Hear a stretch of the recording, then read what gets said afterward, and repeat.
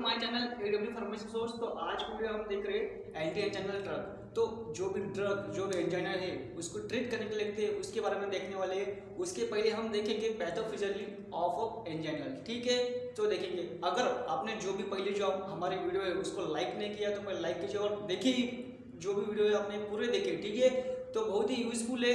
तो आप देखेंगे एंजाइनल। ठीक है, तो एंजाइनल क्या होता है देखेंगे पहले, उसके बाद में उसके टाइप देखेंगे, then classification of anti anginal drug वो भी देखेंगे, देन फार्माकोलॉजी ऑफ नाइट्राइट्स ये भी देखेंगे। तो इसका क्वेश्चन कैसा रहता है वो भी देखेंगे। इसका क्वेश्चन ऐसा है कि classification of anti anginal drug उसके साथ फार्माकोलॉजी पूछी जाती है नाइट्राइट की। ठीक है, इंपॉर्टेंट क्वेश्चन है, पेपर में हर बार पूछा जाता है। ठीक है, सो देखेंगे। अब देखेंगे एंजाइना क्या होता है। ठीक है, उसकी पैथोफिजियोलॉजी क्या होती है वो देखने वाले हैं। ठीक है, चलो देखते हैं। तो एंजाइना मतलब क्या होता है। एंजाइना मतलब क्या होता है कि जो भी चेस्ट पेन बोलते हैं उसे क्या बोलते हैं, चेस्ट पेन। चेस्ट पेन जो भी अपनी छाती है वहां पे क्या होता है कि चेस्ट पेन होने लगता है, क्यों होता है वो भी देखेंगे। ठीक है, चलो। तो क्या होता है, जो भी O2 और न्यूट्रिएंट की डिमांड, जो भी O2 और न्यूट्रिएंट की सप्लीमेंट क्या होती है, डिक्रीज होती है। किसको, मायोकार्डियल सेल को। और क्या होता है, increase the O2 and nutrient demand. But इसमें क्या होता है, देखो अच्छे से देखो, जो O2 है न्यूट्रिएंट की सप्लीमेंट क्या होती है, डिक्रीज होती है। बट O2 और न्यूट्रिएंट की जो भी डिमांड है वो क्या हुआ, इंक्रीज होगी। आप देखेंगे कैसा। ठीक है, तो और जो भी O2 और न्यूट्रिएंट, जो भी ऑक्सीजन और न्यूट्रिएंट है वो अपने कोरोनरी आर्टरी के द्वारा मायोकार्डियल मसल है उसको मिलते हैं। ठीक है, तो जो भी अपना वर्क करने के लिए, जो भी हार्ट को वर्क करने के लिए जो चाहिए वो चाहिए ऑक्सीजन और न्यूट्रिएंट, बहुत ही जरूरी है। ठीक है, तो वो न मिलने के कारण तो क्या होता है, चेस्ट पेन होता है। तो कैसे होता है वो भी देखेंगे। ठीक है, समझो ये अपनी कोरोनरी आर्टरी है। ठीक है, क्या है अपनी कोरोनरी आर्टरी, समझो यहाँ पे अपना हार्ट है। ठीक है, क्या है, हार्ट है। ठीक है,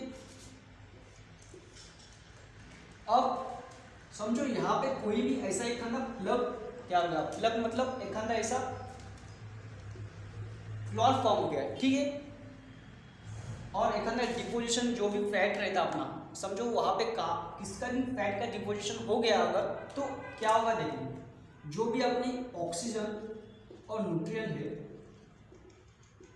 वो क्या हो गए, अपने मायोकार्डियल सेल है तो उसको मिलेंगे नहीं प्रॉपर। ठीक है, तो उसकी वजह से क्या होगा कि अपना हार्ट काम करना बंद कर देगा, धीरे धीरे काम करना बंद करेगा। तो उसकी वजह से क्या होगा, चेस्ट पेन होगा। ओके, समझो यहाँ पे एक ऑब्स्ट्रैक हो गया, तो ऑब्स्ट्रैकल होने के कारण ये अच्छे से मिल नहीं पाएगा। ठीक है, तो उसकी वजह से क्या होगा, चेस्ट पेन होगा। और ये क्या अपनी कोरोनरी आर्टरी, ये क्या करती है, कोरोनरी आर्टरी सप्लाई करती है ऑक्सीजन और न्यूट्रिएंट को, किसको, मायोकार्डियल सेल को। ठीक है,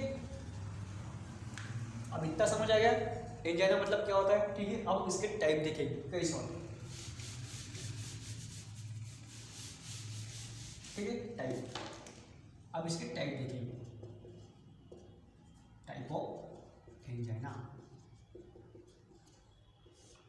तो एंजाइना की टाइप देखेंगे आप। तो फर्स्ट कौन सा है, स्टेबल एंजाइना।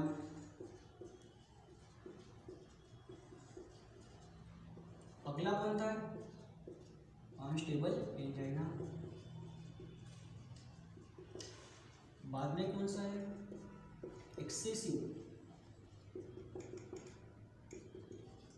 Trigger angina. ठीक है, और उसके बाद में कौन सा है, वेरिएंट एंजाइना। तो अब इसके बारे में बारी बारी में देखेंगे। ठीक है, वन बाय वन डिस्कस करेंगे पूरा पॉइंट। देखिए कौन कौन से, stable angina, unstable angina, excessive trigger angina और वेरिएंट एंजाइना। ठीक है, अब देखिए पहला कौन सा देखेंगे, स्टेबल एंजाइना। ठीक है,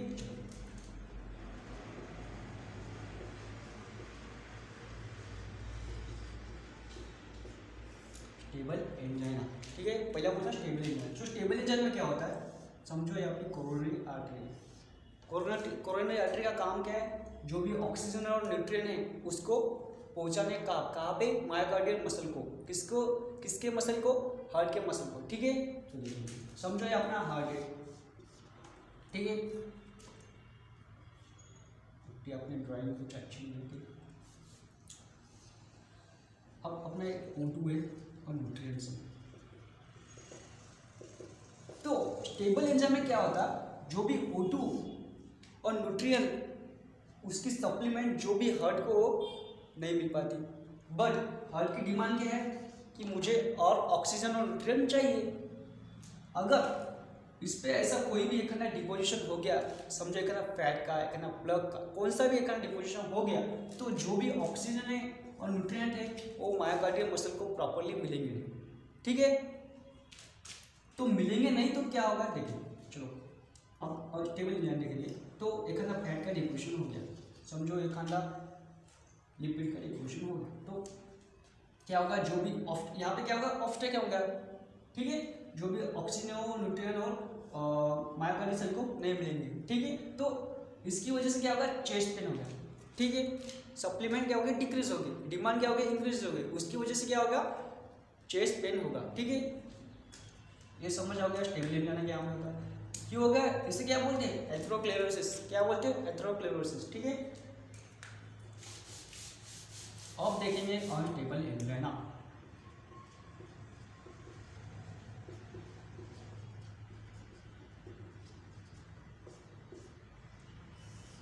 एक मिनट,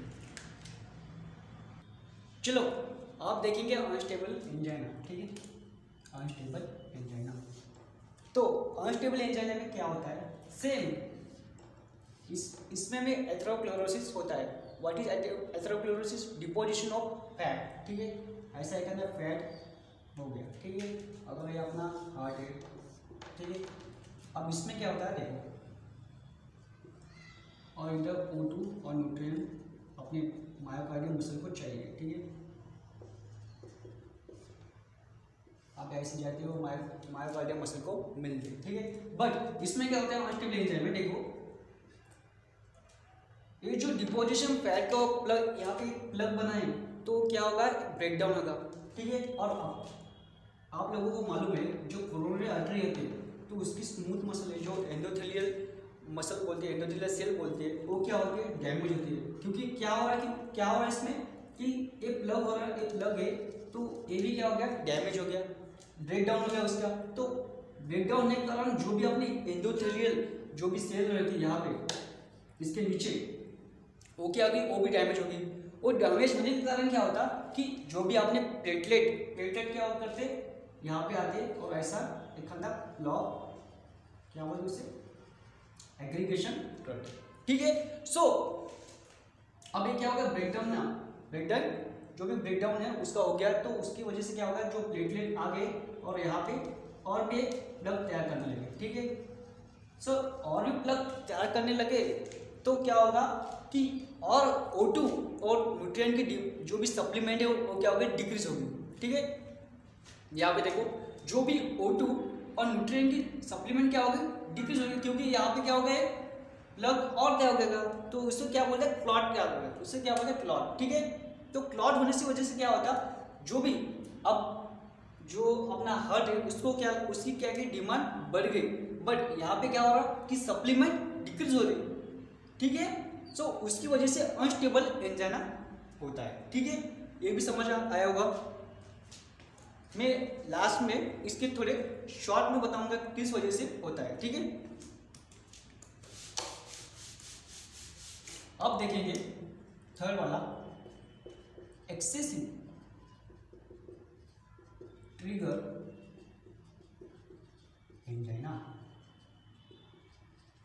ठीक है, तो इसमें क्या होता है देखेंगे। ठीक है, तो इसमें क्या होता है, जब हम एक्सरसाइज करते हैं, ठीक है, एक्सरसाइज करते हैं, समझो यहाँ पर एक आदमी है। ठीक है, आदमी ये बहुत एक्सरसाइज कर रहा, तो क्या होगा, तो इसको क्या लगेगा, जो भी ऑक्सीजन है और न्यूट्रिएंट की डिमांड उसकी बढ़ जाएगी, किसको, हार्ट के, उसके हार्ट का जो भी ऑक्सीजन है और न्यूट्रिएंट की डिमांड बढ़ जाएगी। तो उसकी क्यों, क्योंकि ये एक्सरसाइज कर रहा है, ठीक है। तो देखेंगे इस एक्सेसिव ट्रिगर एंजाइना में क्या होता, जो भी कोरोनरी आर्टरी है, समझो एखादा इसमें एखादा प्लग होगा और जो भी डिपोजिशन फैट का होगा, ठीक है। और अगर एक पर्सन जो भी एक्सरसाइज कर रहा तो उसकी क्या होगी, डिमांड बढ़ जाएगी, किसकी, O2 और न्यूट्रिएंट्स की। तो O2 और न्यूट्रिएंट्स की डिमांड बढ़ने के कारण उसकी सप्लीमेंट क्या हो रही है, डिक्रीज क्यों हो रही, क्योंकि क्या होगा, ऑब्स्ट्रक्शन आ गया, ठीक है। जब भी ऑब्स्ट्रक्शन आता है तो और एक्सरसाइज करेगा और एक्सरसाइज करेगा, जब भी एक्सरसाइज करेगा तो क्या होगा कि उसको छाती में जो भी दर्द होने लगा, ठीक है। क्यों दर्द होने लगा, क्योंकि उसकी सप्लीमेंट डिक्रीज हो रही, ठीक है। ये होता है एक्सेसिव ट्रिगर एंजाइना, ठीक है। अगला देखेंगे variant type angina, variant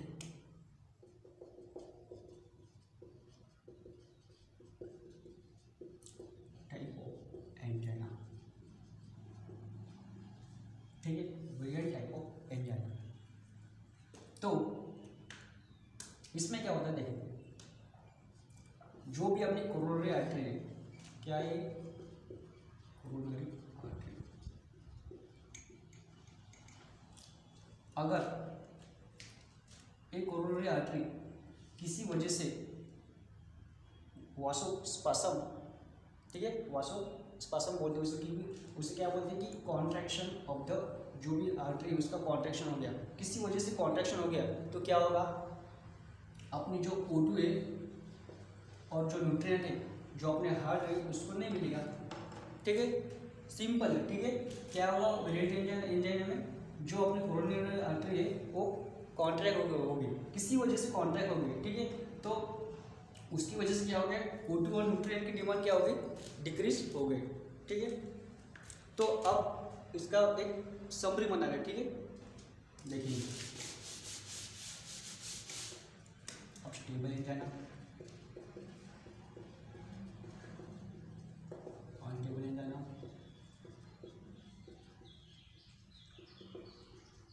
stable angina, unstable angina, और कौन सा है, एक्सेसिव ट्रिगर एंजाइना, और कौन सा है, वेरिएंट टाइप ऑफ एंजाइना।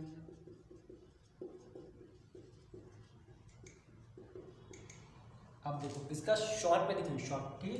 चलो, तो किस वजह से हो रहा है स्टेबल एंजाइना, किस वजह से, एथेरोस्क्लेरोसिस, उसकी पहली स्पेलिंग मेरे को मालूम नहीं, ठीक है।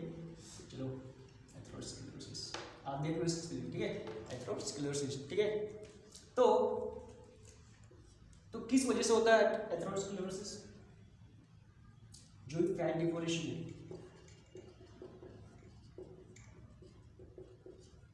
उसकी वजह से क्या होता है, एथेरोस्क्लेरोसिस होता है, ठीक है। सो अनस्टेबल एंजाइना किसकी वजह से होता है, इसमें एथेरोस्क्लेरोसिस हो रहा, बट इसमें क्या होगा, प्लेटलेट एग्रीगेशन,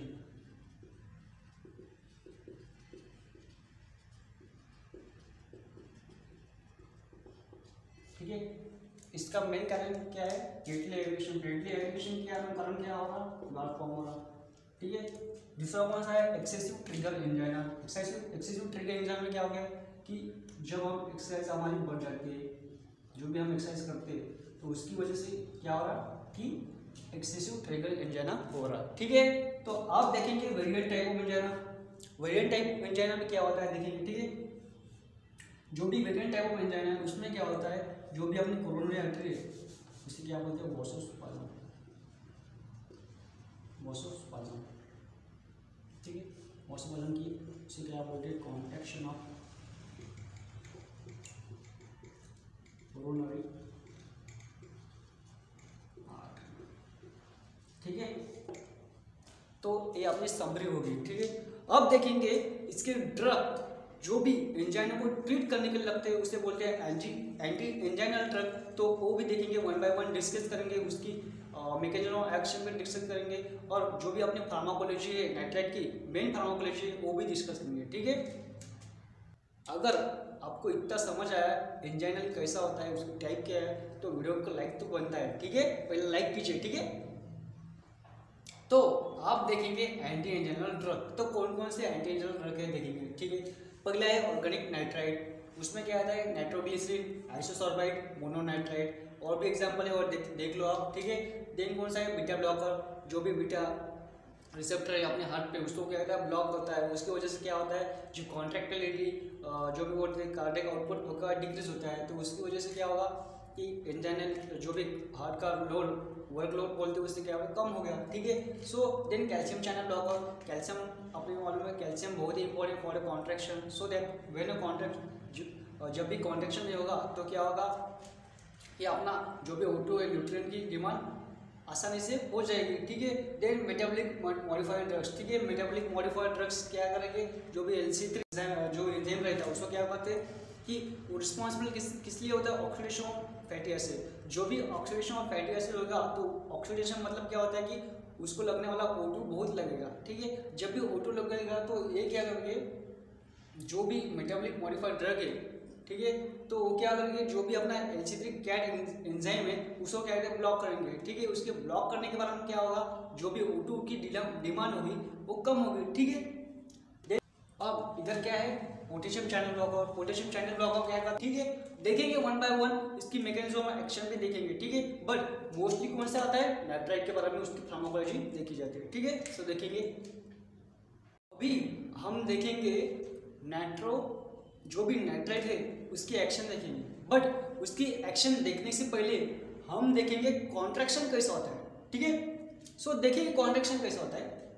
फर्स्टली जब भी कैल्शियम की एंट्री होती है तो क्या होता है कॉन्ट्रैक्शन होता है। ठीक है, सो जब भी कैल्शियम की जो भी एंट्री होती है तब कॉन्ट्रैक्शन होता है। Then this bind with the modulum protein, ये हम डायग्रामेटिक जो प्रेजेंटेशन है उसकी साथ पढ़ेंगे। ठीक है, उसके साथ देखेंगे कैसा कैल्शियम एक्ट करता है। ठीक है, अभी देखेंगे। चलो पहले ये देख लो पहले कॉन्ट्रैक्शन कैसा होता है। ठीक है, सो बाइंड करेगा इसको मॉड्यूलिंग प्रोटीन।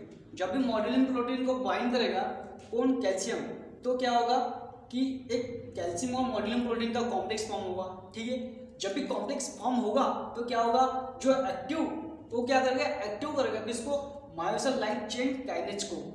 जो मायोसिन लाइट चेन काइनेज है उसको एक्टिवेट करने के बाद उसका फॉस्फोराइलेशन हो गया, फॉस्फोराइलेशन। ठीक है, फॉस्फोराइलेशन हो गया तो जो भी फॉस्फोराइलेशन मायोसिन लाइट चेन है काइनेज है, ठीक है, तो वो क्या होगी कि जो भी फॉस्फोराइलेशन लाइट चेन काइनेज है वो एक्टिन के साथ कॉम्प्लेक्स बनाएगी। ठीक है, जो भी अपना एक्टिन है उसके साथ कॉम्प्लेक्स बनाएगी। अब तुमको समझ नहीं आएगा बट मैं जब डायग्रामेटिक रिप्रेजेंटेशन के साथ बताऊंगा तब आपको ये अच्छी तरह से समझेगा। ठीक है, पहले आप देख लो, देन क्या होगा कॉन्ट्रैक्शन एक्ट होगा। कब होगा देखो यहाँ पे क्या होगा पहले जब कैल्शियम की एंट्री होगी, कैल्शियम की एंट्री होने के बाद क्या होगा वो कैल्शियम मॉड्यूलिक जो प्रोटीन है उसके साथ बाइंड हो गया, उसके साथ कॉम्प्लेक्स बनाया। ठीक है, सो जब भी कॉम्प्लेक्स बनाया तो वो क्या करता है जो कॉम्प्लेक्स बनने वाला है वो एक्टिव करता है किसको मायोसिन लाइट चेन काइनेज को। जब भी मायोसिन लाइट चेन एक्टिव होते हैं तो उसको फॉस्फोराइलेशन होता, तो जो भी फॉस्फोराइलेशन हो गया मायोसिन लाइट चेन काइनेज का तो वो क्या करती है वो कॉम्प्लेक्स फॉर्म करती है किसके साथ एक्टिन के साथ कॉम्प्लेक्स फॉर्म करती। ठीक है, जब भी कॉम्प्लेक्स फॉर्म हुआ तो कॉन्ट्रैक्शन एक्ट होगा। ठीक है, इतना समझ आएगा। तो आप देखेंगे नाइट्राइट्स और जो भी अपना कैल्शियम चैनल ब्लॉकर है तो कैसे एक्ट करेगा। ठीक है, बट उसकी पहले हम देखेंगे डायग्रामेटिक रिप्रेजेंटेशन जो भी अपना इसका जो भी कैल्शियम और नाइट्रोग्लिसरीन कैसे एक्ट करते हैं और कॉन्ट्रैक्शन कैसा होता है वो देखेंगे। ठीक है, चलो आप देखेंगे नाइट्राइट और कैल्शियम चैनल की जो भी एक्शन है वो देखेंगे, इसी डायग्राम में पूरा देखेंगे। ठीक है, मैं जो बोलता हूँ वो आप कॉपी में नोट करके रखिए, जो भी मैं अरेंजमेंट के साथ बताता हूँ वो आप कॉपी में नोट करके रखिए। ठीक है, चलो देखिए कि आप एक्शन यहाँ पे देखेंगे उसकी मैकेनिज्म एक्शन नाइट्राइट और कैल्शियम चैनल। तो नाइट्राइट्स क्या करता है देखो, नाइट्रस आया, ठीक है, अपने जो भी कोरोनरी आर्टरी और जो भी वेसल बोलते हैं वहाँ पे गया। ठीक है, जो भी सेल उसमें गया। ठीक है, क्या करेगा, फिर वहाँ पे एंडोथेलियल जो भी मसल है उस मसल है वो सेल है, तो वहाँ पे क्या करेगा, तो एनो की रिलीज करेगा, जो भी नाइट्रो ऑक्साइड बोलते हैं उसे, ठीक है, उसकी रिलीज होगा। तो वो रिलीज होने के बाद क्या होगा, जो भी अपना गोनाइल एंजाइम है, जो भी अपना गोनाइल एंजाइम है, ठीक है, जो भी अपना गोनाइल एंजाइम है बहुत ही इंपॉर्टेंट है किसके लिए, जो भी जीटीपी है उसको साइक्लिक एएमपी के लिए कन्वर्ट करने के लिए। तो ठीक है, यहाँ पे क्या है, जीटीपी और साइक्लिक एएमपी, ठीक है। अब क्या होगा, जब एनो गोनियल जो एंजाइम है उसको एक्टिव करने के बाद जो साइक्लिक एएमपी है उसकी लेवल क्या होगी, बढ़ गई, ठीक है। जब भी साइक्लिक जो एंजाइम है उसकी लेवल बढ़ गई तो क्या होगा, ये क्या करेगा, इनिबिट करेगा, किसको इनिबिट करेगा, जो भी कैल्शियम जो बाहर से कैल्शियम आ रहा अंदर सेल में उसको क्या करेगा, इनिबिट करेगा। जब भी कैल्शियम की एंट्री स्टॉप होगी तो क्या होगा, कॉन्ट्रैक्शन नहीं होगा, क्या होगा, वासोडाइलेशन होगा, ठीक है। तो और ये साइक्लिक एएमपी बढ़ने के कारण और भी क्या इनिबिट होगा, यहाँ पे जो फॉस्फोराइलेशन हो रहा था जो मायोसिन लाइट चेन है काइनेज की, तो उसका ही फॉस्फोराइलेशन नहीं होगा, ठीक है। तो उसकी वजह से क्या होगा कि फॉस्फोरस लाइट चेन एक्टिंग के साथ जो भी है तो उसके साथ कॉम्प्लेक्स नहीं बनेगा, कॉम्प्लेक्स नहीं बनेगा तो कॉन्ट्रैक्शन भी नहीं होगा, ठीक है। तो अब ये होगी नाइट्राइट की एक्शन, कौन कौन से इनिबिट किया उन्होंने, कैल्शियम चैनल ब्लॉकर और यहाँ पे, ठीक है, मायोसिन लाइट जो लाइट चेन है उसको फॉस्फोराइट नहीं होने देगा। एक कैल्शियम जो भी अपना नाइट्राइट है उसकी मैकेनिज्म ऑफ एक्शन है, ठीक है, तो समझ आई होगी। अब देखेंगे calcium channel blocker, calcium channel blocker एक कैसे एक्ट करते हैं वो देखेंगे। एक क्या करेंगे, सीधा इसको क्या करेंगे, ब्लॉक करेंगे, इसको क्या करेंगे, सीधा ब्लॉक करेंगे।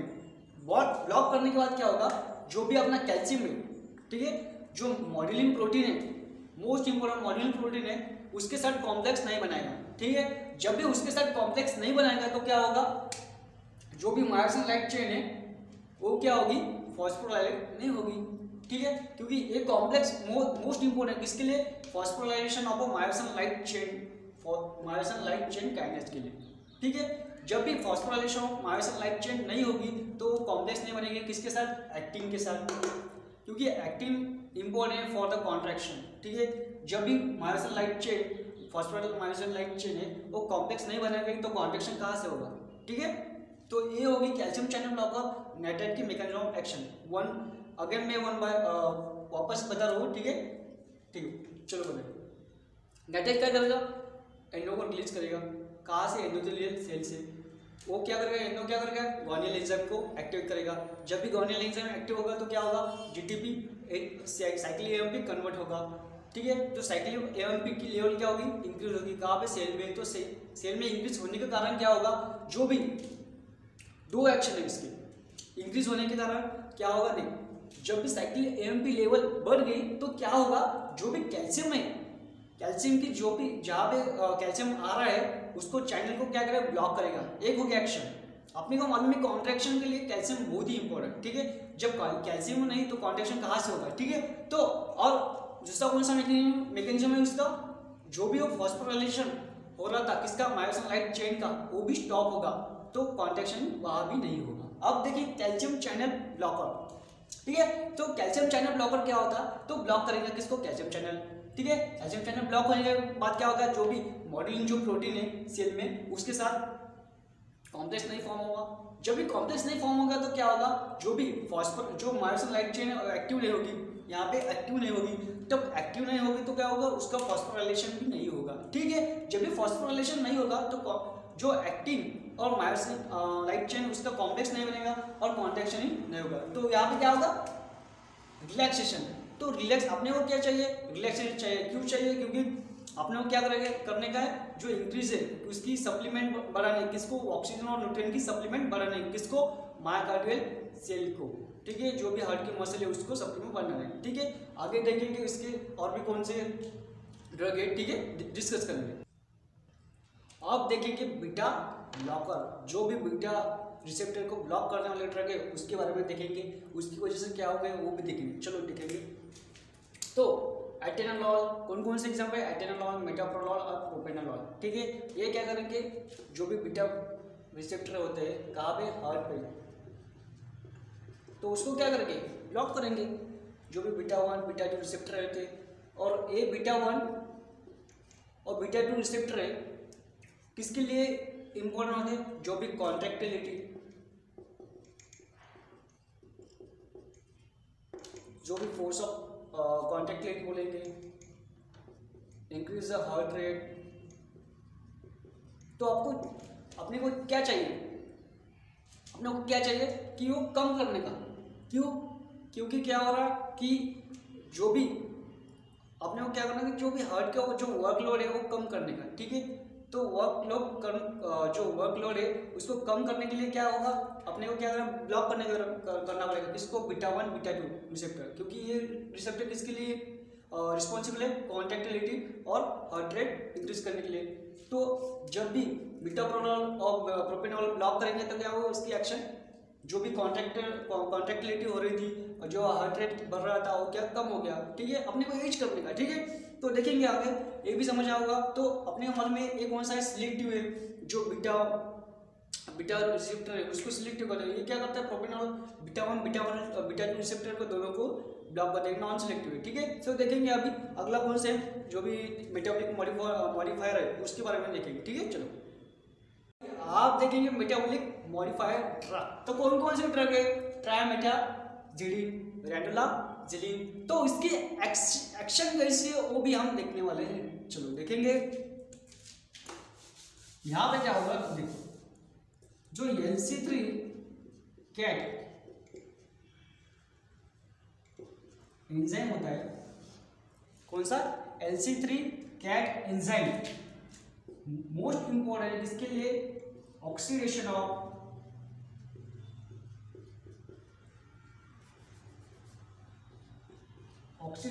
किसके लिए, ऑक्सीडेशन ऑफ फैट, जो फैट बोलते हैं, फैटी एसिड बोलते हैं, ठीक है, उसके लिए। तो क्या बोला मैंने, जो भी LC3 कैट एंजाइम है वो ऑक्सीडेशन ऑफ फैट के लिए बहुत ही इंपॉर्टेंट है। बट इसमें क्या होता है कि जो ऑक्सीजन है बहुत सरल लगता है, किसके लिए, ऑक्सीडेशन ऑफ फैट के लिए। यहाँ पे लिखा है क्या है, ऑक्सीडेशन मतलब उसको ऑक्सीजन की रिक्वायरमेंट है, ठीक है। तो यहाँ पे ऑक्सीजन की डिमांड बहुत है, बट सप्लीमेंट क्या होगी, अपने एंजाइम में क्या है, सप्लीमेंट डिक्रीज होगी, ठीक है। तो अपने को क्या बढ़ाने का, सप्लीमेंट बढ़ाने की, और जो डिमांड है उसको कम करने की, ठीक है। तो देखिए, तो अब क्या होगा, जो भी ये ड्रग है ट्राइमेटाजिलिन और रेंडोलाजिलिन, ये क्या करेंगे, अब जो भी ड्रग है ट्राइमेटाजिलिन और रेंडोलाजिलिन, ये क्या करेंगे, देखो इस एंजाइम को ब्लॉक करेंगे, क्या करेंगे, ब्लॉक करेंगे। जब ये ब्लॉक होगा एंजाइम तो ऑक्सीडेशन ऑफ फैट होगा नहीं, और जो भी ऑक्सीजन बहुत सारा लग रहा था वो भी नहीं लगेगा, ठीक है। अपने को एज करना है ना, एंजाइम में क्या करने का, जो भी अपनी ऑक्सीजन की सप्लीमेंट बढ़ाने की और डिमांड उसको क्या करना है, कम करने का, ठीक है। तो एज करने का, ठीक है। तो देखिए LC3 कैट एंजाइम उसको ब्लॉक करेंगे तो ऑक्सीडेशन ऑफ फैट नहीं होगा, ठीक है। तो ऑक्सीजन की डिमांड भी कम होगी। तो एज कम्पेयर टू जो भी ऑक्सीडेशन होगा, ग्लूकोज का ऑक्सीडेशन होगा, तो उसके कंपैरिजन में इसको जो ऑक्सीडेशन ऑफ फैट, इसको कैसा होता, बहुत फैट लगता है। जो भी ऑक्सीडेशन ऑफ ग्लूकोज है उसको कम लगता है ऑक्सीजन, और ऑक्सीडेशन ऑफ फैट को बहुत सारा एक्शन लगता है, ठीक है। तो उसकी वजह से हम क्या करेंगे, LC3 जो कैट है एंजाइम है उसको क्या करेंगे, ब्लॉक करेंगे, ठीक है। अब देखेंगे अगला कौन सा है अपना, आप देखेंगे पोटेशियम चैनल ओपनर। कौन कौन से पोटेशियम चैनल ओपनर है उसके बारे में देखेंगे। तो कौन कौन से एग्जाम्पल उसके, निकोटिल एग्जाम्पल है, पिनासिडिल एग्जाम्पल है, ठीक है। सो एक क्या करते हैं देखेंगे। अब जो भी अपना स्मूथ मसल है, क्या है स्मूथ मसल, तो उसकी सेल पे कौन कौन से चैनल ओपन होते हैं, ये पोटेशियम चैनल ओपन रहता है, ठीक है। जो भी पोटेशियम चैनल है इधर क्या करेंगे, पोटेशियम चैनल को ओपन करेंगे, ठीक है। जब भी पोटेशियम चैनल ओपन होगा तो क्या होगा, जो भी excessive loss of the potassium ion, जो भी पोटेशियम आयन है वो बाहर बहुत ज्यादा जाएंगे, तो अंदर फिर क्या होगा, अंदर नेगेटिव आयन है उसकी कॉन्सेंट्रेशन इंक्रीज होगी, ठीक है। क्या हो रहा है यहाँ पे कि जो पोटेशियम आयन है वो बाहर जा रहा है और जो कॉन्सेंट्रेशन है लिक्विड आयन का वो क्या हो रहा, इंक्रीज हो रहा। जब भी इंक्रीज होता तो क्या होता, अपने मालूम को जब भी लिक्विड आयन का कॉन्सेंट्रेशन इंक्रीज होता तो हाइपर पोलराइजेशन होता है। ठीक है, सो हाइपर पोलराइजेशन होने के कारण क्या होता है हाइपर पोलराइजेशन। ठीक है, हाइपर पोलराइजेशन, जब भी हाइपर पोलराइजेशन होगा तो क्या होगा, वासो डायलेशन। जो भी अपना स्मूथ मसल है उसका क्या होगा, डायलेशन होगा। ठीक है, तो एक थे अपने पूरे ड्रग, जो भी एंटी एंजाइनल ड्रग कौन कौन से ट्रीट करने वाला है, एंजाइना को ट्रीट करते हैं, वो पूरे हमने पढ़े, उसकी मैकेनिज्म ऑफ एक्शन देखेंगे। अब जो भी नाइट्रेट फार्माकोलॉजी हम बताएंगे तो उसमें क्या है, जो भी हमने तो पहले जो अपने मैकेनिज्म ऑफ एक्शन में नाइट्रेट के पूरे पढ़ा दी। ठीक है, पूरे डायग्राम के साथ पढ़ा दी।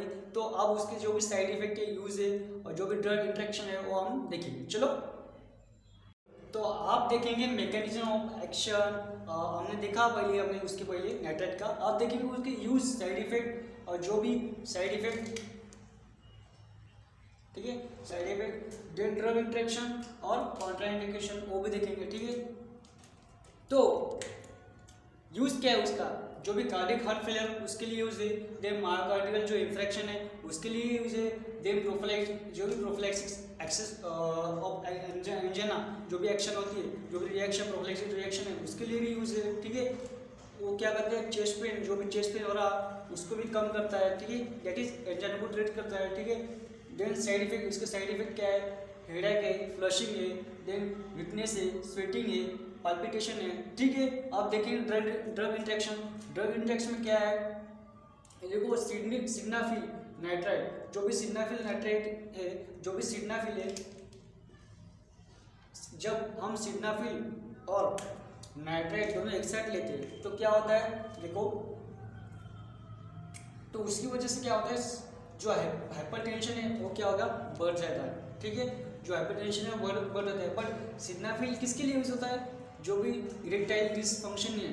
ठीक है, क्या, जो भी इरेक्टाइल डिसफंक्शनिंग है उसके लिए सिग्नाफिल हम लेते हैं, SID SIDNAFIL, यहाँ पे दिख रहा नहीं होगा। ठीक है, तो SIDNAFIL, ठीक है, प्लस नाइट्राइट लिया तो हमने क्या होगा, किस जो भी हाइपरटेंशन है वो बढ़ जाएगा। ठीक है, तो ठीक है, अब देखिए कॉन्ट्राइंडिकेशन कब नहीं लेना चाहिए, जो भी आप नाइट्राइट ले रहे हैं वो कब नहीं लेना चाहिए, देखेंगे हम। हाइपोटेंशन बोलेंगे उसको, देन प्रेगनेंसी के टाइम, देन लैक्टेशन के टाइम। ठीक है, तब हम ये ड्रग नहीं लेंगे। ठीक है, तो आज के वीडियो में हमने जो भी एंजाइना के टाइप, उसके क्लासिफिकेशन ऑफ ड्रग, जो भी एंजाइना को ट्रीट करने के लिए लगते हैं उसके बारे में बताया। ठीक है, तो आज के लिए इतना ही काफ़ी है। जो भी फार्माकोलॉजी ऑफ नाइट्राइट उसके बारे में बताया, पूरा अच्छे से बताया। ठीक है, बहुत ही इजी वे में बताया। ठीक है, सो अगर आपको वीडियो अच्छा लगे तो लाइक करना, ठीक है, और शेयर भी करना और चैनल को सब्सक्राइब भी करना। ठीक है, सो धन्यवाद। सो मिलेंगे अगले वीडियो में, जो भी अपना अगला वीडियो है उसके बारे में अगले वीडियो में देखेंगे। ठीक है, चलो धन्यवाद।